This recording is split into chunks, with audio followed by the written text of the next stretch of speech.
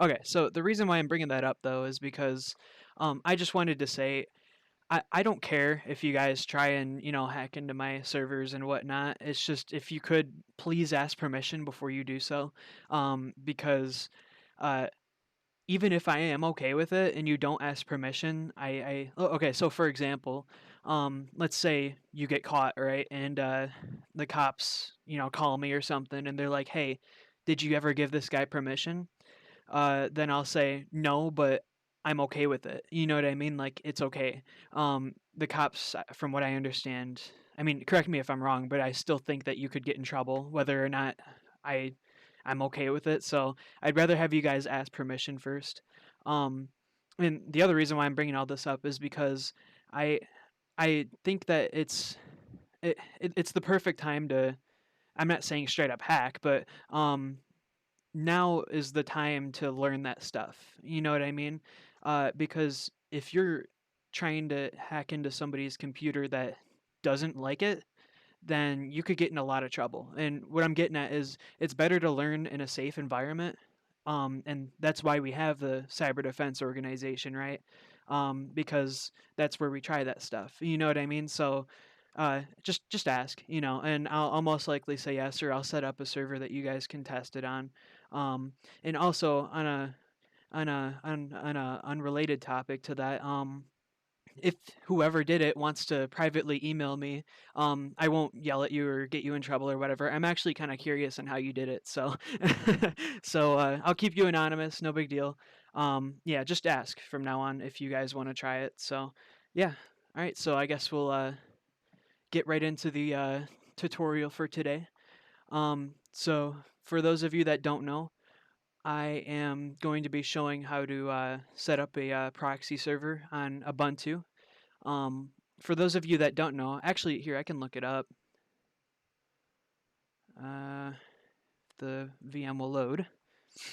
So for those of you that don't know, a proxy server is basically just like kind of a middleman, right? So in human language, what a proxy is okay. So for example, me, right? If I'm sick, I might have somebody else do the meeting, right? And I might be relaying information back and forth between them. Uh, that person that's doing the meeting would be considered a proxy because he's relaying information back to me and I'm relaying information back to him. Um, so let me search up a an example. So yeah, it's literally just like kind of like a middleman, um, per se. But in computer world, if it'll load, it's similar.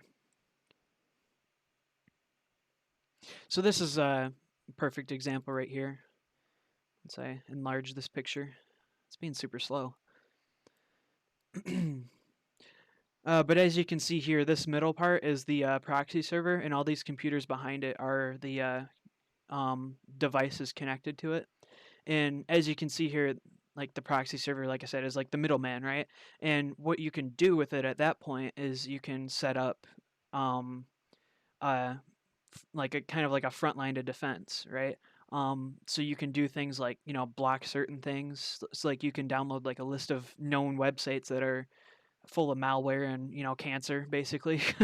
um, yeah, you can basically set it up to block stuff like that. And honestly, in like the business world, proxy servers are great because you can also um, check in on your employees, make sure they're not downloading malware or um, releasing malware to other computers on the network. It kind of watches for stuff like that. So today we're gonna try and make one. Uh, and then I have a client machine here that will connect to the proxy server, and we'll be able to see some traffic flow basically. So yeah. So first thing you want to do, oops, I was pulling up my instructions there. Okay. So first thing you want to do is apt dash get install squid and then dash y, because we're going to be using something called Squid Proxy. By the way, if you guys have any questions or whatever, let me know. Or if somebody asks in the chat, just kind of interrupt because I can't see it right now. So yeah. So that's downloading. And by the way, there is more than just Squid Proxy. I can't think of off the top of my head the names of them, but you can just search and look for different types of proxies you can use. So after that, we want to type nano slash etc slash squid and then squid dot conf. And I chose to do nano because to my understanding, well, at least until today, I didn't know that VI or Vim had a search option. And this configuration file has about 3,000 lines of text, so it's a lot easier than scrolling through it, in my opinion. So yeah. So what you want to do first is press Control W to search, and then we're gonna search for visible. Oops. Underscore host name. If I can type. And then, so under this, we're going to make a new line under the description here. And we're just going to type visible underscore host name. And then we'll just put du underscore proxy. And, oops. So basically what this is it's the, so when the computer connects to the proxy and goes to a website that we block, it'll say that du proxy is blocking this IP address or something like that. And then we'll press Control W again and then go to cache underscore mgr. And that's not the right one, so we'll just hit it again. And then under this here, we'll create a cache manager. So it's basically this part is I'm sure some of you have seen this before too. When you get something blocked, it'll say something like, if you think this is not correct, email this person, right? So after we type cache manager, we do, usually it's something like webmaster at davenport.edu. And I know for a fact that that's actually the real IP address for Davenport's, or the real email for Davenport's webmaster. So I'm sure if you try going on a website that you're not supposed to, you'll see something like that, and it'll say email webmaster at davenport.edu. And then after that, we type Control W again, and then we look for HTTP underscore port. Oops, it's actually HTTP underscore port and then 3128. And this is where we go to edit the port number of the machine or the Squid proxy. So if we want to change this, we would just get rid of this number and make our own. I'm not going to do it for just the sake of the tutorial. It's just a virtual machine, but you would definitely want to change this in the real world, because first it's the default port number. Hackers are going to try to go after it a lot. So after you're done changing that, you type Control W again, and then ACL SSL underscore ports. And if you guys don't know, ACL is similar to what we learned last week with Windows Server. It's basically rules, right? So for a proxy server, in the business world, a lot of computers can't connect to the internet without it. And what you can do at that point is you can set rules so the proxy server turns off at 10 o'clock in the afternoon, right? Because why would anybody be logging into the computer at 10 o'clock at night? It was something like that. It would look weird if there was a computer doing stuff at nighttime or 3 in the morning. For us, though, we're just going to set a rule that allows a specific range of IP addresses. So this computer's machine, the IP address is 192.168.28.173, right? So, and our client machine, if we can pull it up here, this is the employees machine, right? Their IP address should be similar. Yep, 28.175.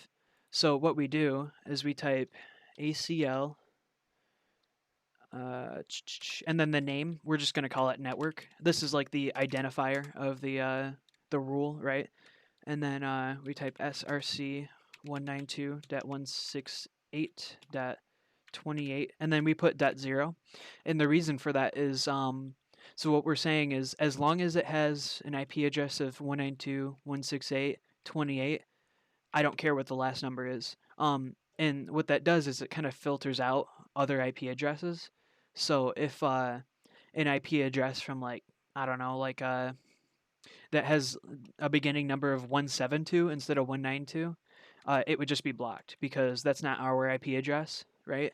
And then after that, we got to find the subnet IP of the IP address or the net mask, which is just 255. So we'll type slash and then 255.255.255.0, right? And then after that, so we define the rule now. So now what we got to do is enable it. So we type Control W, and then we look for HTTP underscore access deny all, right?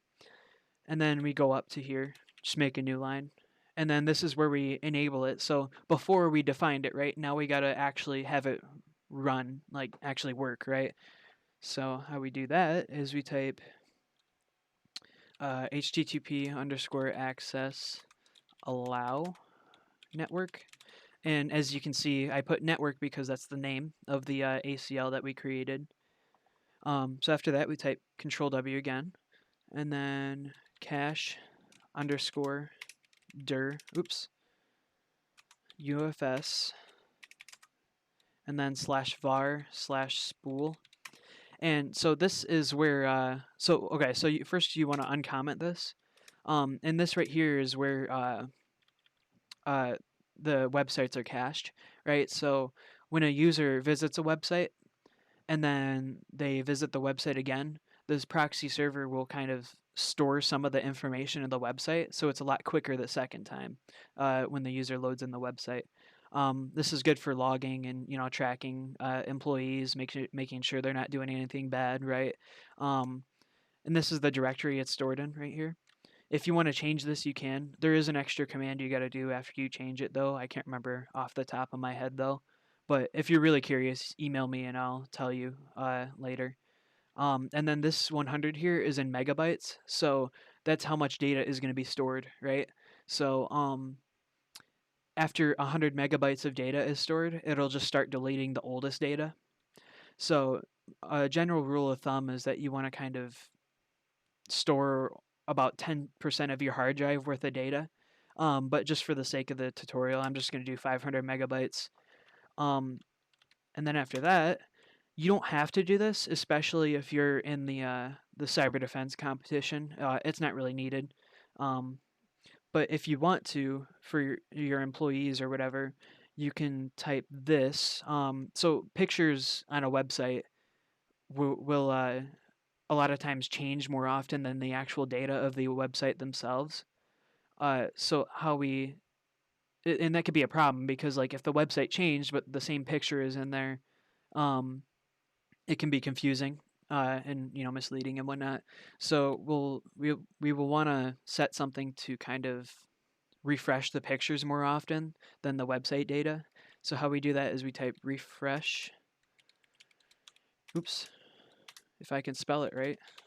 Underscore pattern, and then dash I backslash dot, and then parentheses GIF colon PNG colon JPG colon JPEG colon ICO, and then parentheses $, and then space 3600 tab 90% tab, and then 43200. And yeah, that'll just make it so the pictures refresh more often than the actual website data itself. I'm just going to keep it commented out though because we don't need it. So after that, we type Control X and then Y and then Enter.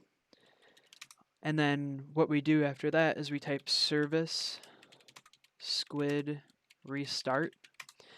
And while that's restarting, I'll start connecting the client machine to the proxy server. So how we do that is we go to our settings. And then, oh, I forgot to grab the IP address.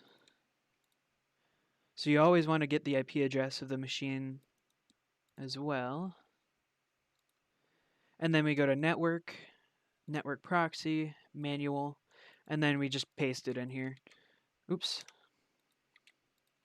And then we also want to change the port number too. So 3128, and then I'll just copy and paste it into all these. Then we get rid of this at the bottom here, and it should just work if we did everything right.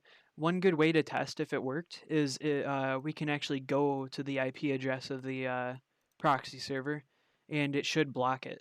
So we'll open up a Firefox here. And yeah, if it works properly, it should just block the website once it loads.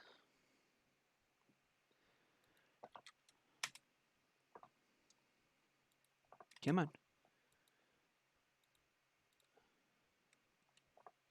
There we go. Yep. Okay. So you get this error, and as you can see here, I don't know if you guys can see that. I'll try to zoom in. We see webmaster at davenport.edu, and then we see generated by DU proxy. So now we can actually, because of this proxy, we can actually see data too. So here, let me just make sure. Another way to test it is just go into a website. Yeah, okay. So it works. So now what we can do is we type tail-f, and what that does is it basically looks at a text file, or any file for that matter, and it updates it live. So you don't have to keep opening and closing it every time it writes new data, right? So I believe the directory is var log squid and then access.log. Yep, okay. So now once we go to, let's say, let's go to Amazon, right? So while that's loading up, oh, here, I'll just do this. Amazon.com, right? You'll start to see a lot of data going through here. And obviously, by this name right here, Amazon Trust, you can probably make a guess that the user's connecting to Amazon.com. And yeah, and then at that point, it's basically up to you. What you want to do with it? You can block certain websites. I know a lot of high schools, they block like things like facebook.com because students shouldn't be going on Facebook during class. Just stuff like that, right? It's basically up to you at that point. And as you can see, it's just a lot of data. And I personally, I was a couple weeks ago, I was trying to create something similar to this that blocks uh, ads in like tracking services like this right here. Um, but I never really finished it because I just got lazy. But uh, but yeah, so yeah, I guess that's it for the tutorial. Does anybody have any questions or anything?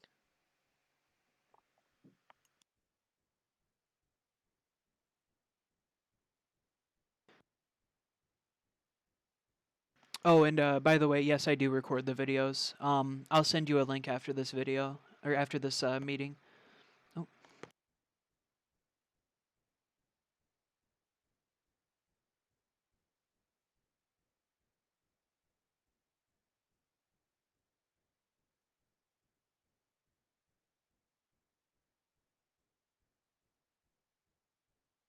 Oh, okay. Can you guys still hear me?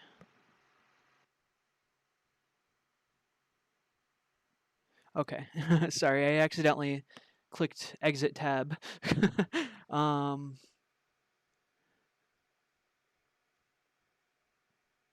all right. So nobody has any questions or anything?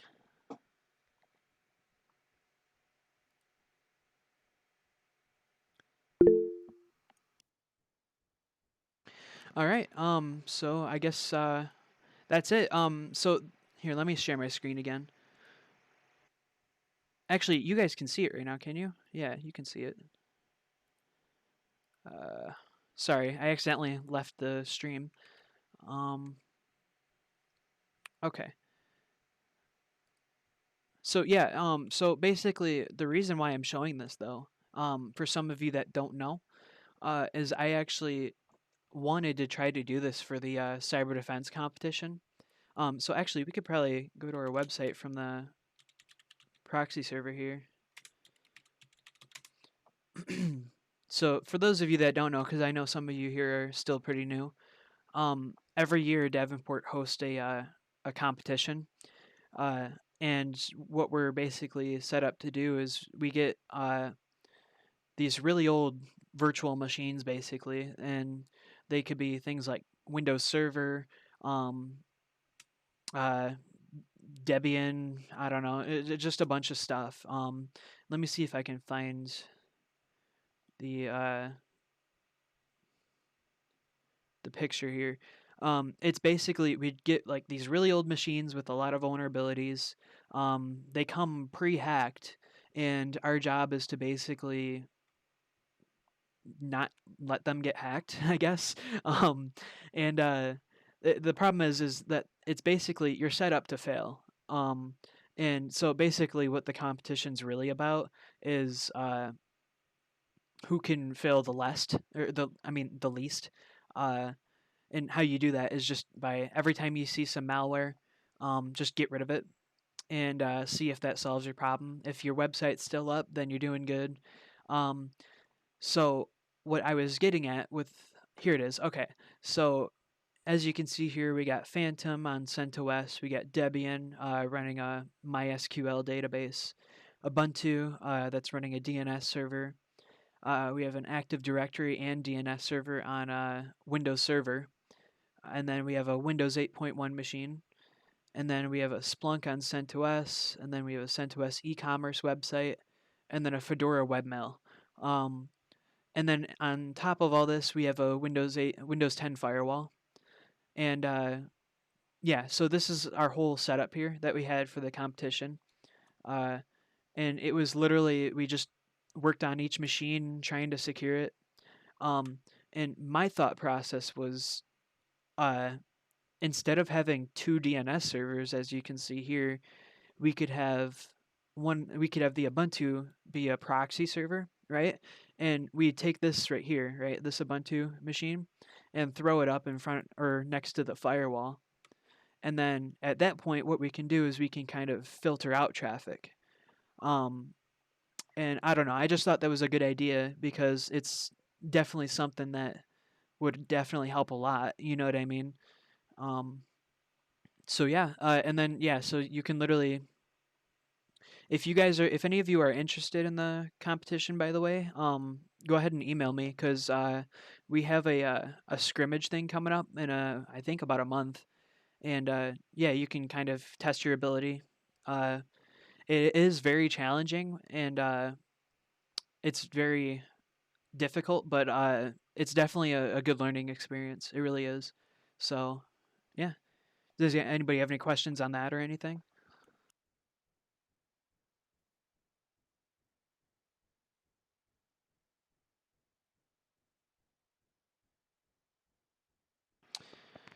All Is right, there go is ahead. there like competition at the end of the school year? There actually is. So okay, so I believe it's around November is the scrimmage for. It's just like a test. It really doesn't mean anything. Kind of competition. It's kind of like to get your feet in the water, I guess you could say. And then the real competition is February. Um, and I think that's around the middle of the second semester. Uh, but yeah, that's about it for Davenport competitions. Oh, okay. Thank you. Yeah. So yeah, and yeah, if any of you are interested, I'm actually going to be. I'm already working with Pete. If any of you know him, he's setting up a virtual environment, so we actually can have virtual machines over the internet connecting to each other, and we can kind of set up a network similar to this and try different things.